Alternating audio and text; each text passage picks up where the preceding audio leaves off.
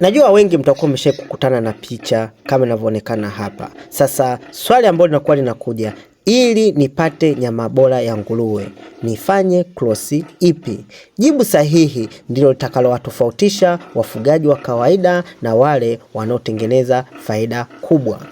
Nguruwe wa nyama nzuri hutegemea na chaguo la cross breed utakayoifanya, lakini wafugaji bora hutumia njia inaitwa 3-way cross, kwamba wanachukua jike chotara la Landrace na large white kwa sababu wana watoto wengi na huonyonyesha vizuri, na kisha wanakuja kukrosi na dume la Duroc au Petrine kwa sababu Duroc huleta nyama nzuri yenye ladha bora, mafuta kidogo na ukuaji wa haraka. Sasa hii ndivyo njia ya kupata nguruwe wenye misuli mingi, mafuta kidogo na nyama tamu sokoni. Matokeo yake bei inakuwa ni nzuri na unapata wateja wa kudumu.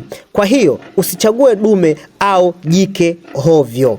Chagua krosi sahihi, yani chukua krosi ya Landrace na large white kwa upande wa mama, na kisha uende ukachague dume la Duroc au Petrine. Hapo ndipo siri ya kuzalisha nyama bora na kugeuza shamba lako kuwa biashara yenye nguvu. Na ukihitaji nguruwe bora kama hawa utapata kwa Lauda Hox Farm. Tuna majike mazuri wenye kizazi bora na ambao wataweza kukupa faida. Fika Lauda Hox Farm, tunapatikana Kibaha Kongowe kwa namba 0712 979511.